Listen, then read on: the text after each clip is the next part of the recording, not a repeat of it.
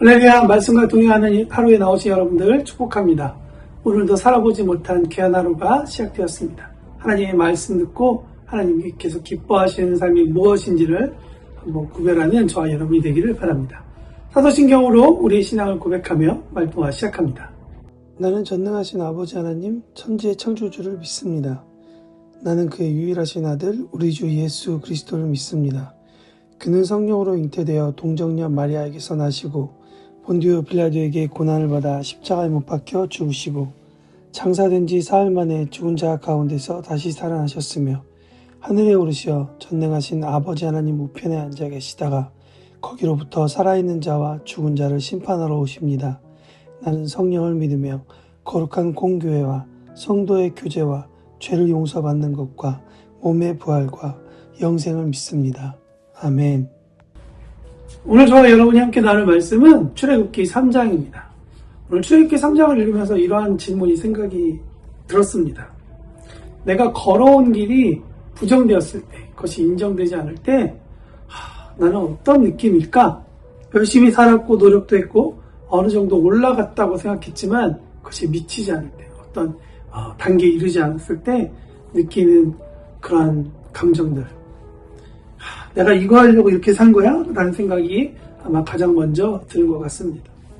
이게 다 무슨 의미가 있냐 하면서 스스로를 망가뜨리기도 하고 아무것도 하고 싶지 않은 그런 상황 가운데 있기도 합니다.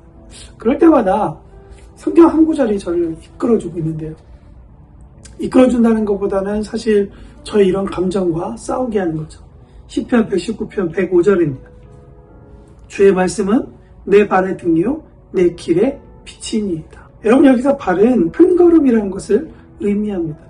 그런데 오늘 이 시편 119편 말씀을 보면 이게 대낮에 쓰여진 시가 아니라 아주 한밤중, 그것도 빛이 하나도 없는 그 밤중에 쓰여졌다는 것을 우리는 알 수 있습니다.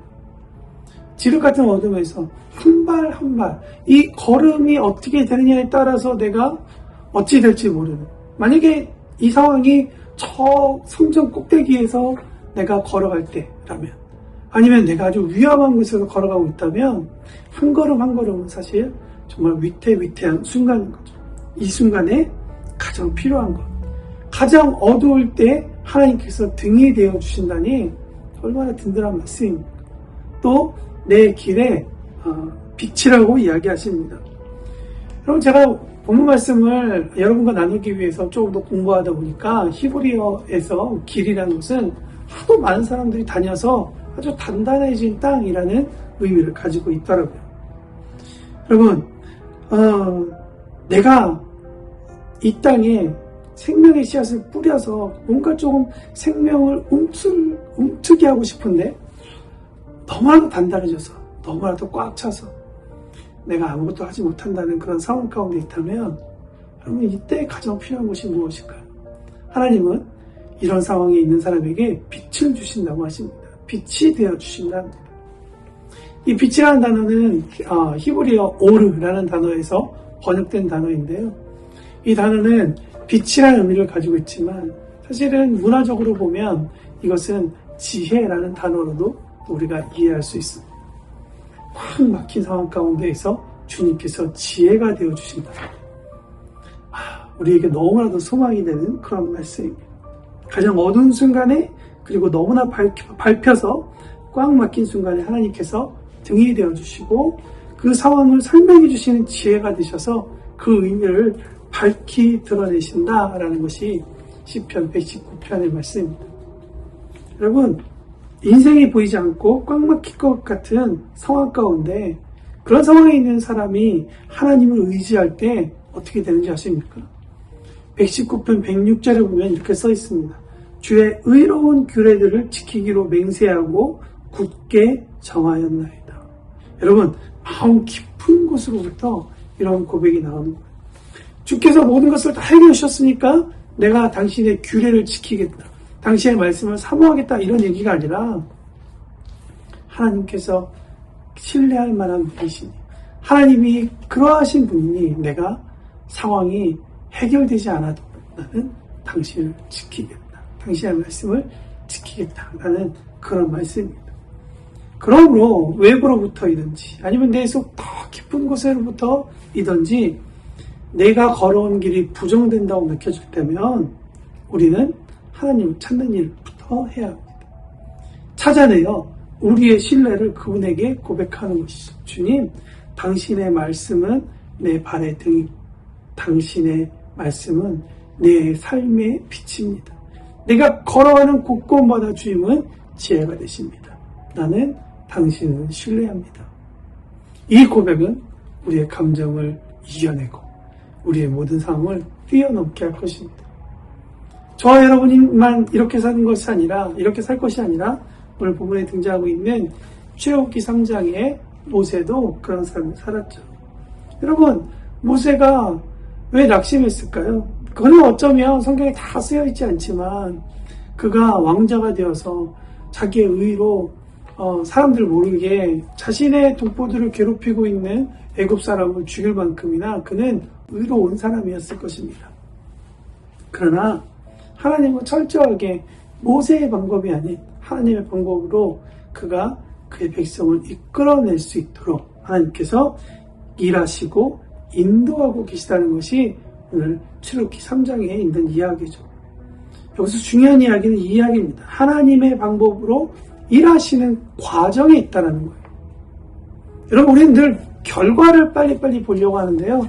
사실 지금도 저와 여러분이 이렇게 영상으로 만나는 것도 저의 어떤 노력과 준비에 대한 결과이죠. 그러나 이 결과는 과정을 통해 얻어지는 것입니다. 그렇다면 하나님께서 일하시는 이 방법, 일하시는 과정은 무엇일까요? 한 줄로 정리해보면 그 과정은 자기 부정이고 하나님을 만나는 것이다 라는 것입니다. 사랑하는 교회, 우리 자신을 부정하고 하나님을 만날 수 있는 그런 시간이 우리 가운데 있기 원합니다.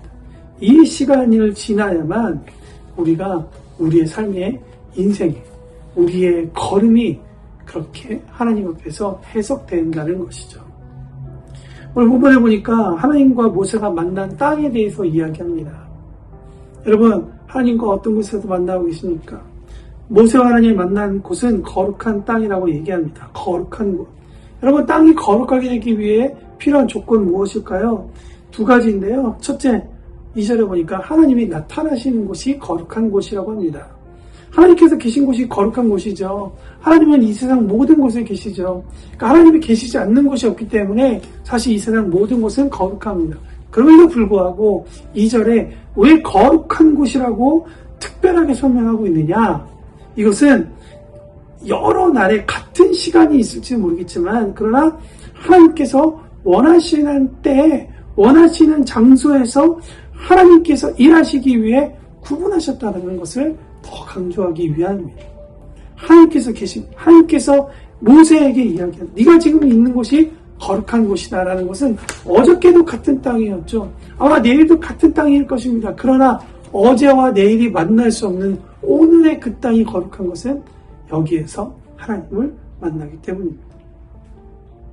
거룩한 곳에서 어떤 일이 일어나냐? 첫 번째, 하나님께서 계신 그곳이 거룩한 곳임을 알아야 한다는 것이죠. 여러분, 우리의 눈이 어두운 것 같이 정말 깜깜한 밤과 같이 어두워져서 보지 못한다면 하나님이 계신 곳이 거룩한 곳임에도 불구하고 우리는 깨닫지 못하고 살아가는 그런 삶을 살게 될 것입니다. 여기서 우리에게 이야기합니다. 하나님의 메시지를 들어야 한다. 저는 우리 사랑하는 푸르나무 모든 가족들 그리고 이 영상을 보시는 모든 분들이 하나님의 음성 듣는 일에 가장 민감하시기를 축복합니다. 이 일에 우리의 시간을 많이 들이기를 원합니다. 두 번째, 거룩한 곳에서 해야 할 일은 신발을 벗어야 하는 일이죠. 아마 신발을 벗는다는 이야기는 많이 들으셨을 것입니다. 신명기 말씀에 보면 이 신을 의미하는 것은 발을 보호하는 것뿐만 아니라 신분과 권리를 상징하고 있습니다. 룻기에 보니까 자기의 의무를 뜻하죠. 그래서 신발을 벗는다는 것은 자기의 의무에서 이제 벗어난다라는 것을 의미합니다. 또한 권리를 포기한다라는 것이죠. 그렇기 때문에 신발을 벗어준다는 것은 그의 신분과 권리를 양도한다라는 것을 의미하고 있습니다. 중동에서는 이것이 순종과 존경의 표시라고 합니다. 그렇다면 하나님께서 모세에게 네 신을 벗어라 라고 하는 의미는 무엇일까요? 모세에게 지금까지 너가 살아왔던 그 모든 권리, 너의 모든 의무, 너의 모든 그런 사명은 여기서 끝났다. 여러분, 우리가 거룩한 곳에서 하나님을 만날 때 우리의 인생이 해석되는 거예요. 그러면서 동시에 그곳에서 하나님은 새로운 비전과 새로운 사명을 주신다. 그래서 거룩한 땅이 우리에게 필요한 것입니다. 그 땅이 어떤 땅인지, 그 땅이 어느 곳인지, 어느 시간인지 우리는 알 수 없습니다. 그러나 하나님께서 구별해 놓은 그 시간과 그 땅에서 우리는 하나님의 거룩함을 보고 배울 것입니다. 모세가 사명을 받는 과정을 통해 하나님 앞에서 무엇을 깨달았을까? 저는 고귀함이라고 생각합니다. 자기는 실패자라고 생각했는데 하나님께서 어떤 분이신지를 드러내시면서 모세를 향해 세 가지를 말씀하십니다. 첫 번째, 하나님의 원대한 계획을 말씀하시죠. 출애굽기 3장 7절에서 8절을 보면 여호와께서 이르시되 내가 애굽에 있는 내 백성의 고통을 분명히 보고 그들의 감독자로 말미암아 부르짖음을 듣고 그 근심을 알고 내가 내려가서 그들을 애굽의 손에서 건져내고 그들을 그 땅에서 인도하여 아름답고 광대한 땅, 젖과 꿀이 흐르는 땅, 곧 가나안 족속, 헷 족속, 아모리 족속, 브리스 족속, 히위 족속, 여부스 족속의 지방에 데려가려 하노라 말씀하십니다. 하나님 원대한 계획을 이야기하시죠. 두 번째, 그에게 사명을 주십니다. 재미있는 표현인데요. 아주 간단한 표현이에요. 3장 9절에 보니까 이제 가라. 하나님은 어떤 분이십니까? 하나님이 준비하시고 하나님께서 하신 모든 일들은 창세기 1장에 너무 자세히 기록되어 있습니다. 그는 완전하신 분입니다. 그 완전하신 분께서 모세에게 이제 가라 라고 얘기할 때 하나님께서 어떤 준비를 하셨고 어떤 일을 계획하셨는지 우리는 기대할 수밖에 없습니다. 세 번째, 하나님께서 달란트를 확인케 하십니다. 10절에 보니까 이제 내가 너를 바로에게 보내어 너에게 내 백성 이스라엘 자손을 애굽에서 인도하여 내게 하리라. 두 문장을 봐야 되는데요. 하나는 너를 보냈다라는 이야기와 두 번째, 인도하여 내게 하겠다라는 하나님의 말씀입니다. 모세가 하나님에게 쓰임받은 이 세 가지, 하나님의 원대한 계획을 듣고 그가 사명을 받고 그가 자신의 달란트를 확인할 때 비로소 그가 얼마나 고귀한 자인지를 하나님 앞에서 발견하게 됩니다. 물론 그 이후에 다른 모세가 자신이 얼마나 부족한 자인지를 하나님 앞에서 테스트하고 하나님과 대화하는 그런 이야기가 나오죠. 그러나 여러분, 그 대화가 시작되기까지 그 시작되도록 오늘 시작한 중요한 사건은 바로 하나님 앞에서 깨닫는 고귀함이라는 것이죠. 하나님께서 내 삶 가운데 가진 계획, 하나님께서 나에게 주신 사명, 그 달란트. 여러분, 모세의 이야기뿐만 아니라 저와 여러분의 이야기이기도 합니다.